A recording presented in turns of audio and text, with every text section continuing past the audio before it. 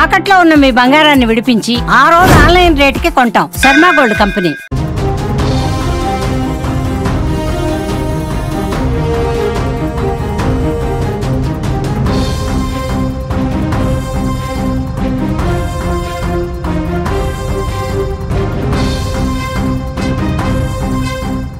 పహల్గాంలో ఉగ్రదాడి ప్రతీకారానికి భారత్ సర్వం సిద్ధం చేస్తోంది. ఓవైపు పాక్ ఆర్థిక వ్యవస్థ వెన్నువిరిచేలా కార్యకలాపాలు చేపట్టిన భారత్ పక్కా వ్యూహంతో ముందుకెళ్తోంది. ఆవేశంగా పాక్ పై దాడి చేయకుండా వరుస షాక్ల మీద షాక్లు ఇస్తోంది. ఇప్పుడు అసలు సమరానికి సిద్ధమైనట్లుగా సంకేతాలు కనిపిస్తున్నాయి. పాక్ పై దాడికి కౌంటౌన్ మొదలైనట్టే కనిపిస్తోంది. ఈ వారంలో ఏమైనా జరగచ్చు. ప్రధాని మోదీ వరుస భేటీలు కూడా ఉత్కంఠను రేపుతున్నాయి. ఇప్పటికే త్రివిధ దళాలతో సమావేశాలు నిర్వహించిన ప్రధాని భారత సైన్యానికి పూర్తి స్వేచ్ఛనిచ్చేశారు.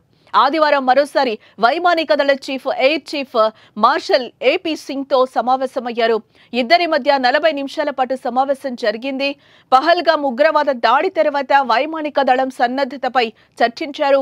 సరిహద్దుల్లో వాయుసేన సన్నాహకాలను ప్రధాని ఆయనకు వివరించారు. 2019 ఫిబ్రవరిలో పుల్వామాలో జరిగిన చివరి పెద్ద ఉగ్రవాద దాడికి భారత వైమానిక దళం జెట్ విమానాలతో గట్టి బుద్ధి చెప్పింది.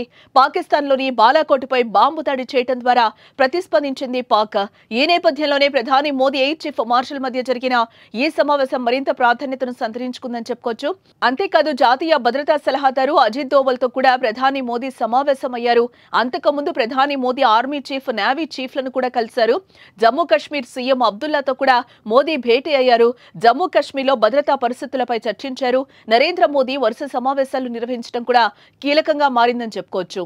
భద్రతా యాక్షన్ ప్లాన్ పై ఒకవైపు మోదీ, మరోవైపు రాజ్నాథ్ నేరుగా జరుపుతున్న సమీక్షలు తీవ్ర చర్చకు దారితీస్తున్నాయి. ఈ వారం మరోమారు సమావేశం జరగనున్నట్లుగా తెలుస్తోంది. ఆ సమావేశమే కీలకం. దాని తర్వాత ఏమైనా జరగచ్చు. ఈ నెల 9న జరగనున్న రష్యా విక్టరీ పరేడ్ కు కూడా మోదీ, రాజ్నాథ్ సహా భారత అగ్రనేతలు ఎవరూ వెళ్లటం లేదు. రష్యా టూర్ అంతా రద్దు చేసుకున్నారు. ఈ నేపథ్యంలో ఈ నెల 9 లోపే భారత్ పాక్ పై అటాక్ చేయొచ్చనే వార్తలు కూడా వస్తున్నాయి. దీనికి తోడు రక్షణ మంత్రి రాజ్నాథ్ సింగ్ ఆదివారం సంచలన వ్యాఖ్యలు చేశారు. భారత ప్రజలు ఏం కోరుకుంటున్నారో అదే జరిగి తీరుతుందని, దేశంపై కన్నెత్తి చూసిన వాళ్లకు గట్టి గుణపాఠం చెప్తామని కామెంట్స్ చేశారు. ఉగ్రదాడికి ప్రతీకార చర్య తప్పకుంటుందని ఆయన చెప్పడంతో పాక్ జడుచుకుంటోంది. ఎలాంటి పరిస్థితులనైనా ఎదుర్కొనేందుకు భారత త్రివిధ దళాలు రెడీగా ఉన్నాయి. మోదీ సర్కార్ గ్రీన్ సిగ్నల్ ఇస్తే ఏ క్షణమైనా యుద్ధం చేసేందుకు అరేబియా సముద్రంలో నేవీ సర్వసన్నద్ధమైంది. ఇండియన్ ఆర్మీ ఐఎమ్ రెడీ అంటోంది. సరిహద్దులకు భారీగా భారత అస్త్రాలను సిద్ధం చేసింది. వాయుసేన విన్యాసాలతో పాక్ గుండెల్లో దడ పుట్టిస్తోంది. అలాగే అన్ని అణు రియాక్టర్ల వద్ద భద్రతను కట్టుదిట్టం చేయాలని ఆదేశాలు ఇచ్చారు. ఇప్పటికే మిత్ర దేశాల మద్దతును భారత్ కూడగట్టింది. పక్క దేశం ఆఫ్ఘన్తో చర్చలు జరపగా భారత్ కు తాలిబాన్లు మద్దతు పలికారు.